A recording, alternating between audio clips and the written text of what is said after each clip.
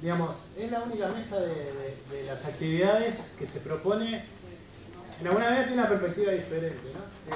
Porque todas las otras mesas básicamente se centraron en actores y tal vez intelectuales o académicos que estuvieron marcados por esa experiencia en Uruguay, ofrecieron una reflexión. En este caso lo que se buscaba era tratar de reconstruir lo que se está haciendo hoy en la región sobre este tema, ¿no? Sobre el tema de los 80 y la transición. Esa fue la apuesta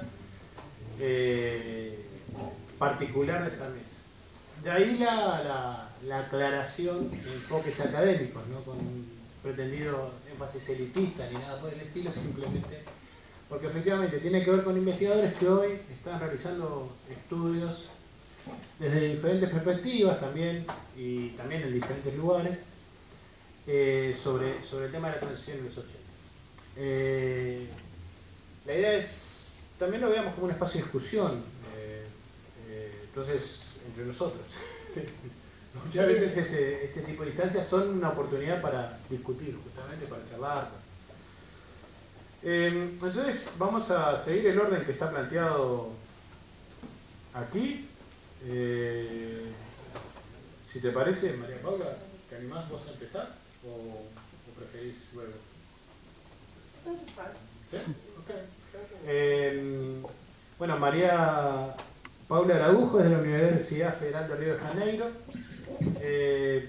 y bueno, justamente nos va a presentar un caso que, aunque vecino, para nosotros en general es poco conocido. Generalmente tenemos mucho más a acercarnos a la experiencia argentina que a la experiencia brasilera, pero nos parecía relevante que María Paula presentara el asunto y también los enfoques que se están haciendo en Brasil sobre esto. Así que, adelante, la idea es 15 minutos, más o menos. Sí, te parece un poco porque tengo dificultad de Sí, está claro. Tenés adicional.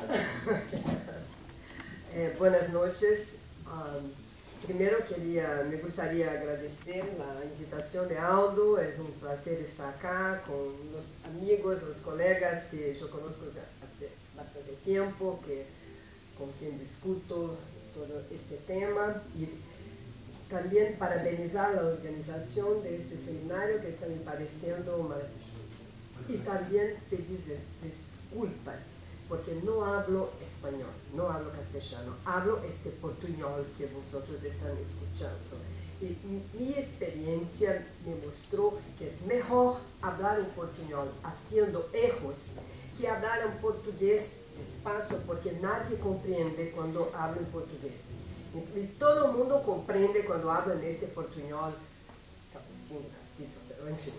Entonces, pido disculpas y vamos de frente, ¿sí? Voy a presentar aquí algunas consideraciones sobre la transición política de Brasil, que tiene especificidad en relación a Uruguay y Argentina. La primera especificidad es que la transición política en Brasil fue una longa transición que involucró muchos sectores de la sociedad en un proceso que comenzó mucho antes del fin de la dictadura. Si ponemos el fin de la dictadura con la primera elección del presidente Civiles en 1985, en la historiografía brasileña, el inicio del proceso de la transición es datado de más o menos 1974, cuando empieza un proceso de transición política debido a una nueva coyuntura política marcada por dos elementos. De un lado, el presidente Geisel, que tiene un proyecto de apertura política lenta, gradual y segura, y que pone en marcha algunas modificaciones, y por otro lado también una posición distinta de la izquierda, que después de un proceso no mucho explícito, pero concreto, de autocrítica de la lucha armada, empieza una nueva táctica política que pone el acento en la lucha por las libertades democráticas. Hacer este cambio de táctica política permitió que muchas organizaciones de izquierda se ponieron en conjunto, junto inclusive con los partidos comunistas que nunca habían apoyado la lucha armada, y también en conjunto con la oposición más moderada, la oposición legal, la oposición del partido político MDB. E de 1974 a 75, quando se coloca esta conjuntura, hasta 1979, 80, mas sobretudo 79, hubo un momento de renacimiento de movimientos de oposición en torno a las consignas de lucha democrática. Y entre esas consignas, la más importante fue la lucha por la amnistía. Este es un segundo punto específico de la transición de Brasil. O sea, la centralidad que la cuestión de amnistía tuvo en ese proceso. Quando eu hablo de amnistia para os colegas latino-americanos, eu tenho alguma dificuldade para explicitar que foi a amnistia de Brasil, que não foi exatamente como uma autoamnistia do Uruguai e da Argentina. A amnistia em Brasil foi, em parte, resultado de uma grande campanha política popular de massas. Foi uma bandeira política de muitos partidos, organizações, de movimentos sociais, uma campanha política de massas com manifestações, passeatas, cartazes, toda a prensa de esquerda involucrada e dirigida por el Comitê Brasileiro de Anistia, que era uma organização que foi criada dentro de uma manifestação por a libertação de presos políticos e que depois de criada se espalhou por diversos estados, tendo sedes em vários estados. E essa organização demandava a anistia ampla, general e restrita para todos os presos políticos. E de 74 a 79, esta campanha, que foi a campanha política mais importante da época, a fines de 79, em agosto de 79, tem como resultado a Lei de Anistia de 1979. Esta lei de anistia tuvo, então, um caráter complexo. Me explico? Sim. Estão compreendendo? Um caráter complexo. De uma parte, foi uma vitória parcial deste movimento popular e de oposição que lutava por a anistia para os presos políticos. De outra parte, foi uma vitória parcial das elites do regime da ditadura, porque houve uma negociação dentro do parlamento com as forças políticas mais conservadoras e havia um item que falava de crimes conexos. Seriam todos anistiados e também as pessoas que houvessem cometido crime conexo. Crime conexo, a interpretação da ditadura eram os crimes cometidos por os agentes do Estado em luta contra os criminosos políticos. Então, essa interpretação de crime conexo protegia e resultava numa autoanistia também dos militares, ou seja, uma vitória parcial de um campo e outra vitória parcial de outra. Pero, na época, o movimento popular e setores expressivos da sociedade vivenciaram esta experiência e esta aplicação da lei como uma vitória parcial, efetivamente. O verano de 1979 e 1980, este verano se quedou conhecido como o verano da anistia. E foi um pouco uma festa, porque a gente volvia do exílio, a gente saía de los cárceles, os militantes emergiam da clandestinidade, e isso um pouco foi como uma festa no país. Pero, os familiares de muertos e desaparecidos políticos se quedaram alejados desta festa. Em uma das entrevistas que hicimos, porque temos um arquivo, um acervo de história oral, uma senhora que fazia parte do movimento de direitos humanos, de grupos de familiares, ha dicho: nós outros não fomos invitados para esta festa. Ou seja, na época, esse sentimento de uma vitória parcial um pouco camuflou o sentimento mais profundo dos grupos de familiares de mortos e desaparecidos e de direitos humanos. Nesta época não se falou em isto. Não se falou También porque no era solamente una cuestión del Estado y del gobierno. Es importante que se diga, también la izquierda, los militantes que retornaron, que salían de la cárcel, que salían de la clandestinidad, también se involucraban con este nuevo escenario, con esta nueva pauta.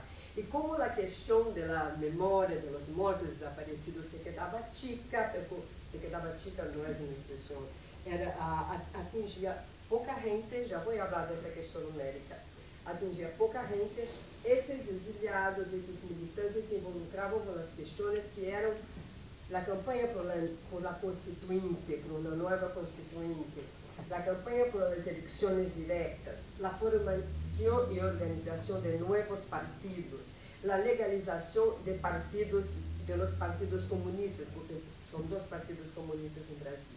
Então, esta nova pauta se colocava para o país de uma forma, essa nova pauta alejava um pouco a questão de memória, verdade e justiça, e involucrava todas as forças políticas na organização de do novo pacto político.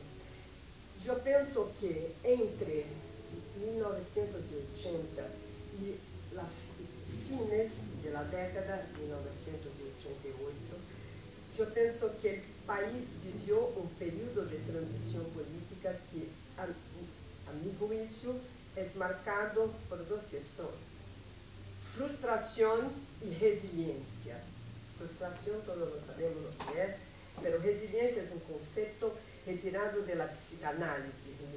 Resiliência quer dizer um pouco a capacidade de suportar um golpe e retomar o passo, de dar a volta por cima. E eu penso que esse período marcou fortemente, ha sido marcado fortemente por esse grupo de resiliência e frustração. E eu penso que o principal momento deste rumo foi exatamente a campanha por as eleições diretas, por as quais se terminou a ditadura. Havia uma grande campanha massiva, foi a segunda campanha massiva, a primeira foi a anistia, a campanha por a anistia. A segunda foi essa campanha por as eleições diretas para presidente e vice-presidente. De milhões de pessoas em todos os estados do Brasil fizeram manifestações e comícios por as eleições diretas e foi proposta uma emenda para a Câmara que foi acompanhada a votação desta emenda por todo o país, ao público, em manifestações, e a emenda foi derrotada. Se elegeu, ao invés de uma eleição direta, uma eleição indireta via colégio eleitoral. Isto foi uma frustração imensa, porque ele significava a predominância da negociação. Logo, em seguida disto, o segundo momento deste jogo entre frustração e resiliência foi a própria eleição. Não era direta, pero o colégio eleitoral elegeu uma chapa que representava exatamente a negociação entre as viejas elites políticas vinculadas à ditadura e as novas elites políticas vinculadas aos novos partidos que haviam surgido. O único que não se puso dentro da negociação foi o Partido de Trabalhadores, que havia surgido poucos meses antes, alguns anos antes, em 1980. E esta negociação formou uma chapa, formou uma chapa com Tancredo Neves e José Sarney.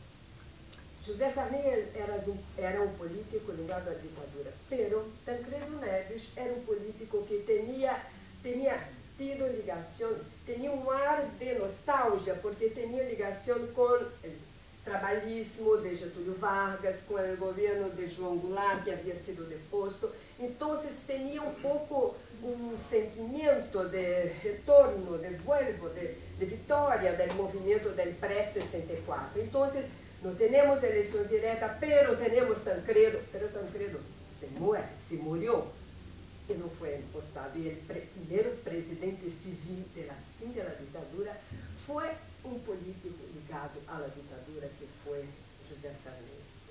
O outro momento de frustração e resiliência foi o momento da Constituinte, a grande campanha por uma Assembleia Constituinte soberana e exclusiva. Exclusiva quer dizer que os deputados são eleitos para esta tarefa.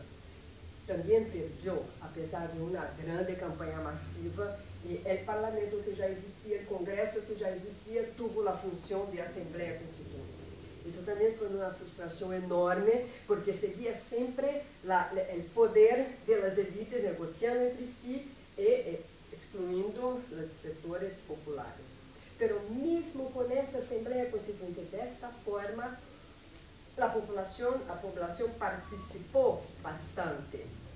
Eu orientei uma chica fazendo teses de doutorado sobre um tema muito interessante, o arquivo das cartas que a população escreveu para a Assembleia Constituinte, tanto de grupos e de associações, como também de pessoas individuais que escreviam à Assembleia Constituinte, ou bem, prezada Assembleia Constituinte, e colocava suas demandas específicas. Bom, esta Constituinte, que se foi promulgada em 88, com todos esses problemas, eu penso que foi um passo importante nesse processo, porque garantizou direitos sociais importantes, sobretudo a cidadãos com características específicas, consagrou direito para os indígenas, os negros, os quilombolas. Eu não sei se a gente sabe acá o que é quilombola, porque eu sei que quilombas é uma coisa muito distinta na gente. Quilombo, em Brasil, eram quando os escravos iam para dentro da mata e criavam uma comunidade de escravos fugitivos. Isso se chama quilombo. Por anos, depois da escravatura, muitos desses quilombos em las matas se quedaram como quilombos, cercados em si mesmo. E depois, com o governo Lula hizo uma lei que permitia que, se o quilombo provasse que era remanescente deste tipo de quilombo de esclavagem, poderia reivindicar o título de la tierra. Então, os historiadores foram chamados a participar, a ser história oral, porque não tinha documentação, teria que ser com resgate de tradição, para dar el aval se era ou não um quilombo remanescente da esclavagem. E com isso, muita gente ganhava terra. A Constituição protegeu os quilombolas, os indígenas, os negros, os niños, os adolescentes, a gente mais grande, vieja, a gente discapacitada, e foi chamada mesmo de Constituição Cidadã. Eu penso que, com todo o crivo da frustração nesse processo, a Constituição de 88 ela foi um passo importante de construção de cidadania. Pero vuelvo aqui, tenho 5 minutos, 3. Eu queria... Isso foi um pouco na mirada histórica, cronológica, que me vi impelida a dar, porque imaginava que pouca gente conhecia o processo brasileiro. Mas eu queria agora, nesses 3 minutos, pôr ênfase num aspecto que foi o aspecto principal da transição. Quando falamos de transição e falamos de justiça de transição, falamos de políticas de memória, quanto a memória, verdade, justiça, reparação. Em caso de Brasil, o aspecto mais importante dessa transição foi a reparação. A reparação política advinda da anistia. E isso é uma coisa interessante, porque o termo anistia um pouco se cambiou de sentido. A lei de anistia, explico, e me sigam. A lei de anistia de 1979 anistiava os presos políticos, nos dava o perdão, e eles saíam da cárcere, volviam do exílio, saíam da clandestinidade. Depois disto, durante a década de 80, muitas leis ampliaram os benefícios e o número dos beneficiados por a lei de anistia. Então, demandar a anistia significava também demandar reparação. Uma comissão foi instituída para avaliar pedidos e demandas, reclamos, requerimentos de reparação, indenização financeira. E depois de 2007, com a criação, uma nova inflexão da Comissão de Anistia, lo que requiere, la persona que requiere su anistia, ele deve requerer anistia. Com isso, ele requer reparação. E essa reparação é dada em cerimônias coletivas, caravanas que a Comissão de Anistia realiza por todo o Brasil, onde a pessoa que ha entregado o requerimento, a caravana já julgou o requerimento e vai dizer se defere ou não defere e quanto vai pagar. Compreende? Sim. E não somente isto, o presidente da comissão, quando vai a dar o certificado de anistiado, pede desculpas, pede perdão em nome do Estado brasileiro ao anistiado. Então, promove um câmbio ao inverso, porque o sentido de anistia é que o que hizo o delito pede perdão. E, no caso, se põe ao inverso, o país demanda o perdão. O presidente de anistia, que inclusive é um nome que tem 12 metros e 4 centímetros, é um nome enorme, se levanta, isso aqui é maior ainda, e o Estado brasileiro pede perdão pelos males afligidos a você, a sua família, a todos. E isso tem uma função simbólica muito, muito grande. E essa função simbólica é importante também, e com isso termino, também por uma coisa interessante, que em Brasil, a questão dos mortos e desaparecidos, que se quedou, que foi um pouco alejada do processo, e que tem que ver com o número pequeno, os mortos em Brasil, mortos e desaparecidos em Brasil são mais ou menos uns 300. Então, é mais difícil para a sociedade entender este problema. Tem que haver um esforço do Estado e dos grupos de direitos humanos para que a sociedade entenda que esse é um problema que atinge pouca gente, mas mesmo que atingia solamente, era um problema do Estado, era um problema para a sociedade.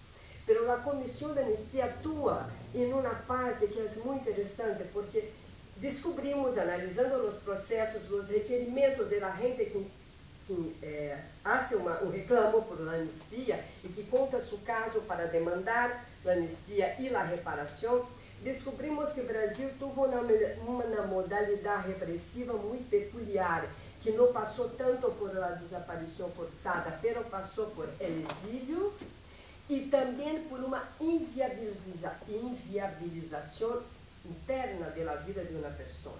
Por exemplo, a pessoa fazia um concurso para um emprego, teria que se apresentar, teria que ter um atestado, nada consta, dado pela polícia política. A polícia política não dava, a pessoa não podia ascender ao emprego. Então, já era funcionário público, havia uma pressão para ser demitido por esta causa.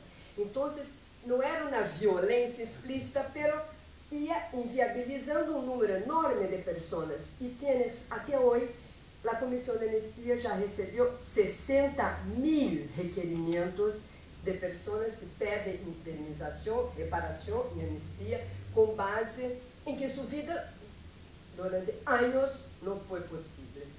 Então, por isso um pouco a centralidade do tema de anistia e esta questão que o termo anistia se foi cambiando para reparação, para demanda de perdão, demanda de inserção e ponto. La próxima, tinha mais uma coisa que queria falar, mas se houver oportunidade, hablo depois. Muy bien, muchas gracias.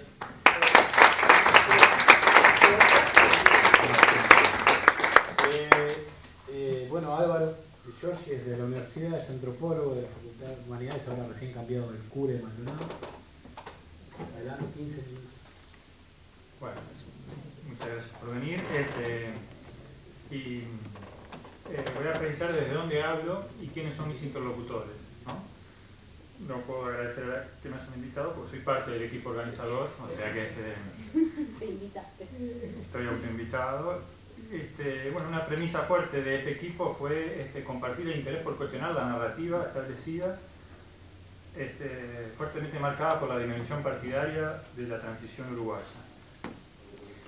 Ahí apareció este concepto de nueva democracia y este debate de nueva democracia versus restauración democrática. Si bien esta es la mesa académica, Efectivamente también hablo de mis vivencias personales. Yo fui marcado por la generación, por los años 80. Si convengamos que para el Uruguay los 80 empiezan en noviembre del 80, yo ahí tenía 13 años y bueno, ahí tengo una condición generacional fuertemente marcada, primero por la recuperación de la democracia y después por la otra línea que comienza a posterior al 85, que es la nueva sensibilidad que expresó la mesa de Mamá La Panca, ¿no? También desde mi condición de académico, ¿no? Voy a hablar desde mi trayectoria personal, que está estrechamente ligada a los años 80 desde hace bastante tiempo, y en particular desde la antropología política, y no tanto de la historia reciente como la mayoría del equipo si bien formo parte de la gran tribu, vengo como en un plan aparte, ¿no? Pero la integro.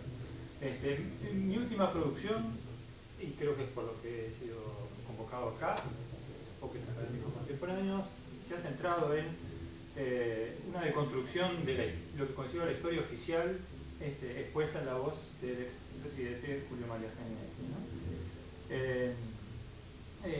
También voy a tratar de incorporar algo de lo debate que se dio el martes cuando habló Sanguinetti y otros panelistas en esa mesa titulada Usos y sentidos de la democracia en la transición.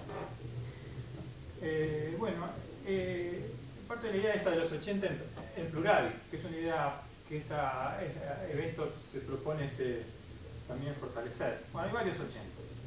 Por el lado de los actores, son los 80 del retorno partidocrático, pero es de los movimientos sociales y es de los movimientos contraculturales. También está la periodización interna, la más clásica, primer lustro, segundo lustro, o según cómo se ponga el eje, 80, 82, 84, o el 83, como se habló en la mesa de los partidos políticos, diciendo que eso tenía escasa visibilidad y que a alguien le llamaba la atención. O el 85, 86, 87, 89. Si se privilegian los grandes hitos políticos en el sentido tradicional, o si se arman base a los movimientos contraculturales, la periodización y su periodización va a ser otra. ¿Cómo armemos esto? Nos puede conducir a la noción de restauración democrática o a la de nueva democracia. Si se privilegian ciertos actores y ciertos superiores, se desemboca claramente, creo, en la noción de restauración democrática. Esta tiene un principio y un final concatenado y nítido y una trilogía. Todo empezó con el no del 80, siguió con los otros no que fueron las elecciones internas del 82, llegó al acto del obelisco del 83, el pacto del Club Naval del 84, las elecciones de noviembre del 84, el 1 de marzo de 1985, amnistía para Tupamaros,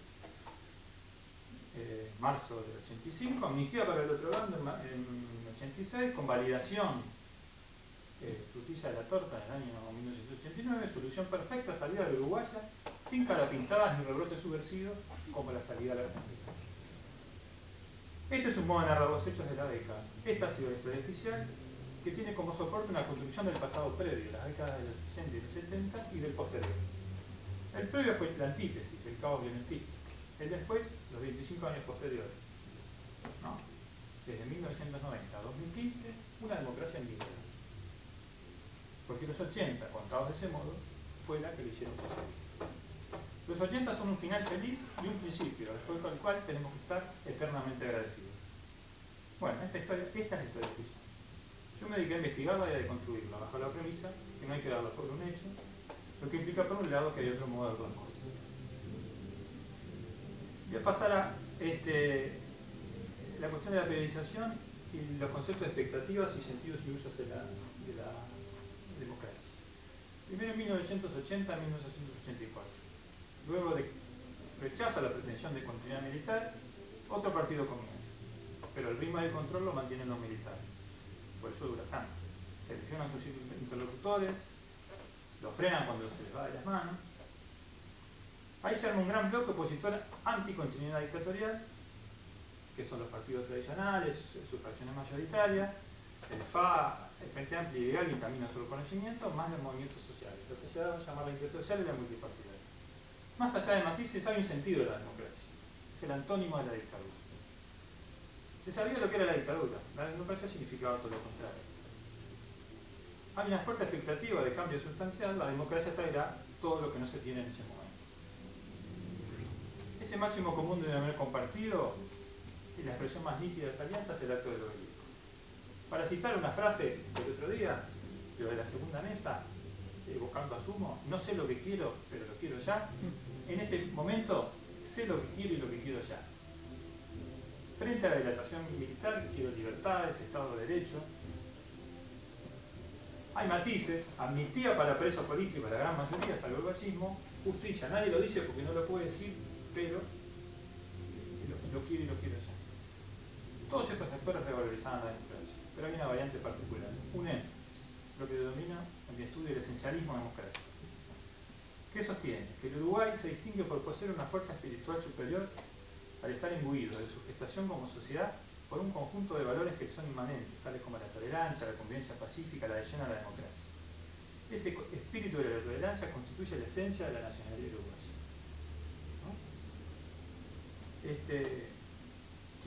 El constructor y el portavoz más enfático de este esencialismo democrático es Julio María Sanguinetti. Desde mi punto de análisis lo considero una religión cívica. Es la solución mágica de la que hablaba Arrila en la otra mesa. En este contexto, la mitificación de la democracia es progresista en términos generales, puesto que ese esencialismo es el mayor, ese esencialismo es el que permite afirmar los valores democráticos en un momento en que se ha dicho no, pero muy poco antes se dijo más o menos. Y en los 60 hubo sectores para los cuales la democracia era otra cosa y estaba adjetivada negativamente, la democracia burguesa. El esencialismo democrático acompañó toda la década, pero con distintos resultados. Después tenemos el periodo 1984-1985, que es central para este evento, en 1986. El 84 es el pacto de Cuernavaca y el quiebre del bloque opositor antidictatorial. De un lado el wilsonismo muy helado, después el eje Sanguinetti-Sereni, que es el quiebre más importante, y después las élites partidarias, los movimientos sociales. Casi inmediatamente elecciones y el 1 de marzo. Resultado de unas elecciones con candidatos perfectos. Pero eso no afecta al esencialismo democrático. Voy a hacer una cita que me parece la más representativa de la que me refiero. Para nosotros la democracia no es un sistema político, es nuestro país mismo. Es nuestra razón de ser, nuestra filosofía de vida, nuestra razón de existencia.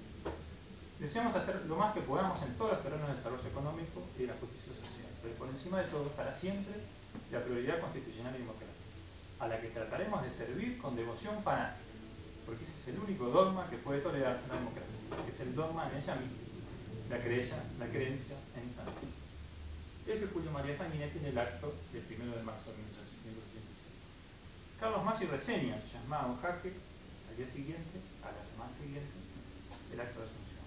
El estruendo de los mayores aplausos en el Palacio Legislativo y la ola de emoción que recorre el país marcó el reenganche con la historia anterior a Pacheco y a los Tupamaros. Esa ira recíproca, esa locura corta que rompió el Uruguay, había durado más de 15 años. Años 68 al 85. Ahora estamos de nuevo en 1967.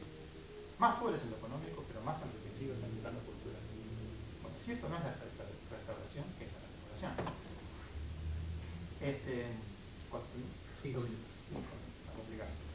Bueno,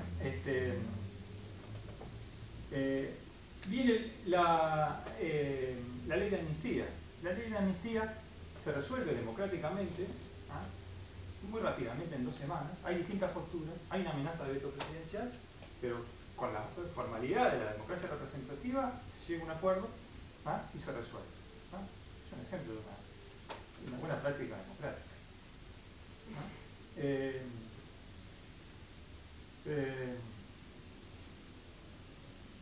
¿Quiénes la votan? Todo el bloque opositor antidictatorial, vallismo, wilsonismo, Frente Amplio. ¿Quiénes no la votan? El pachequismo. La reproducción del bloque anterior que estaba en el acto del obelisco, por ejemplo. Pero luego de ello empiezan a aparecer otras cosas.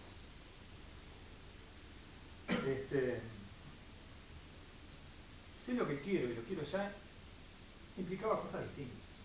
Para una parte de esa alianza, wilsonismo, frente amplio, movimientos sociales, es Estado de Derecho, es amnistía, liberación de los presos, son políticas de reparación, reposición de destituidos, ayuda al exiliado, justicia. Para el gobierno sé lo que quiero, pero lo quiero más adelante, en cuanto se dé la oportunidad, es todo eso menos jugar a nadie, absolutamente a nadie. No lo puede decir tan fácilmente, entonces necesita tiempo. ¿No? Voy a hacer como si quiero, impulso las comisiones investigadoras parlamentarias sobre los desaparecidos, sobre el clínico y el rey. ¿No? Hago el llamado a los juzgados militares, a los civiles. Sí, pero no. Otras cosas de 1985, el acto del 27 de junio de 1985, es el último acto en que va a estar ese frente antidictatorial Salvador Allende. Para rememorar el primer año del aniversario del golpe, se llama a la marcha Soluciones Ahora, Nunca Más Dictadura. ¿No? La encabezan Wilson Ferreira y Sereni, acompañados de la plana mayor de los movimientos sociales, ¿no? Y esa foto no existirá más, nunca más en la historia de la nación. Después, diciembre del 86, ya sabemos la historia. El gobierno había conseguido tiempo, pero se quedaba sin más recursos. Llegó la hora de verdad. Se rearticula otros dos bloques, ¿no?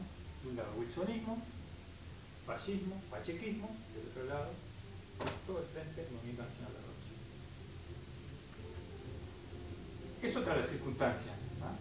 Es bajo presión militar, amenaza de desacato, de gallos en medias noches, en el límite de un plazo contra el reloj. Parlamentarios aprueban diciendo que lo peor es lo peor que quisieran hacer, pero la lógica del proceso lo lleva a hacer.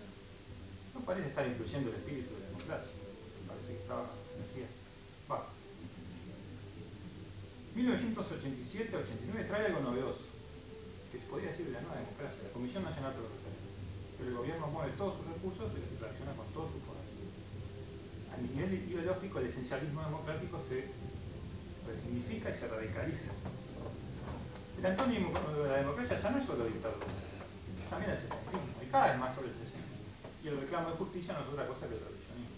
Una palabra clave del proyecto de Estado. Tras la comisión están los tupamaros, que son por esencia los mismos siempre, antidemocráticos. Esta película ya la vimos, por eso hay que dar vuelta a la cuenta. Para el esencialismo democrático, Uruguay es la tierra prometida de la democracia. Los políticos son los mediadores entre ese espíritu y la tierra uruguaya. Pero en realidad no todos los políticos, algunos políticos.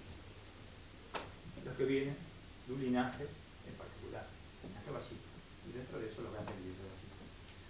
Entonces la autoridad, para advertir que quienes demandan justicia son en realidad herejes disfrazados, defensores de la democracia, es el líder bajista, que es el gran intérprete de este espíritu de la democracia. Es quien puede pontificar que la porosidad es lo mismo que la amnistía de la Tupamaro, que es la fórmula perfecta, por no decir divina, y que nadie tiene derecho a discutir. Pero este misticismo ya no es tan progresista, porque sirve para sacarse encima a los militares, porque si sirvió para sacarse encima a los militares, ahora sirve para otorgarles la impunidad. Ya no fortalece la democracia, sino que la debilita.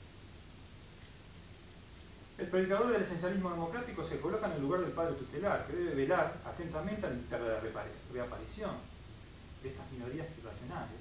Debe procurar que los hermanos no vuelvan a matarse entre sí. Hay que cortar con el círculo vicioso de la violencia por el círculo vicioso del espíritu de la referencia. ¿Qué actores tienen la capacidad de contrarrestar este fundamentalismo? Bueno, el Partido Nacional votó la caducidad. Sale destrozado de eso. La muerte de Wilson es un golpe de vicio.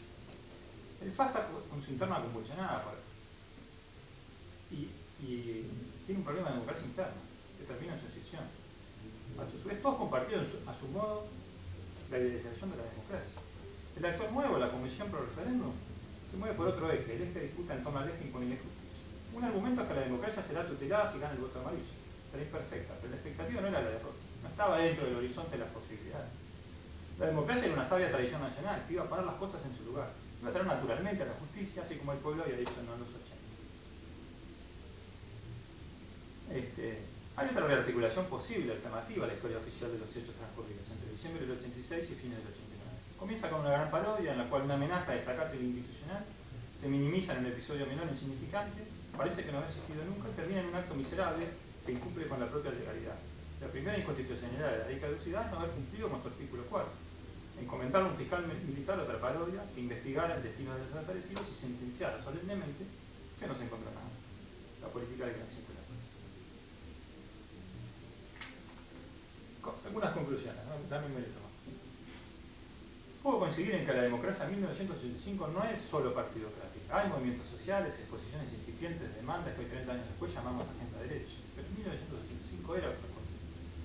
Es mucho más partidos políticos porque además uno de los actores del sistema partidario que antes estaba en el borde coqueteaban con sus fronteras, ahora está plenamente integrado. Me interesa esta hipótesis de trabajo de la noción de la nueva democracia, pero más para los 30 años que para la década del 80.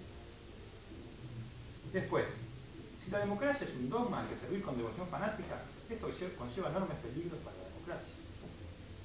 No concilia con la perspectiva académica de la definición que dio Catán Marx. Inacabable, siempre abierta, incomodidad. Bueno, es un dogma que no se cuestiona como ningún dogma. Pero más allá del debate académico, el mayor problema está en los políticos. Sus efectos rozan hasta el autoritario. Después puedo traer, capaz que, si da tiempo, otra referencia al debate del Marx. La gran justificación de que no hubo cara pintadas no resiste el menor análisis comparativo. Allá hubo cara pintadas porque hubo juicio a las juntas y amenazas para seguir para abajo. Marina tal vez nos va a hablar de ello. Pero seguramente estarán preparando orgullosamente el aniversario de los 30 años del juicio de la Junta. Un hito histórico universal que acá no tenemos ni cerca nada parecido.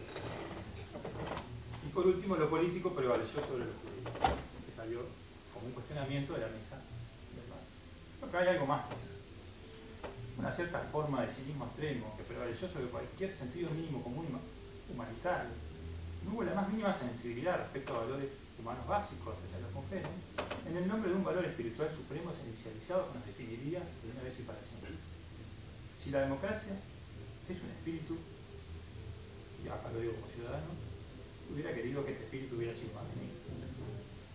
No digo la teoría contraria del Uruguay excepcional en clave totalmente negativa, como que este es el gran reino de la impunidad y cosas semejantes. Creo que se lograron cosas, pero sí creo que hubo una deuda ética, el plano de lo que define una comunidad en su sentido más sustancial, que fue un legado muy nefasto de cómo se procesó esta transición de los 80 y que nos sigue pesando 30 años.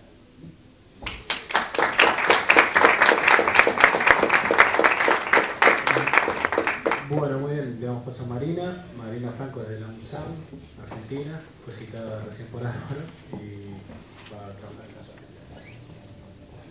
Bueno, buenas noches a todos. Gracias gente de organización por esta invitación. Lo primero que tengo que decir, Álvaro, es que lamento desilusionarte. Yo voy a tirar abajo un diálogo. No, a ver, ¿a qué me refiero?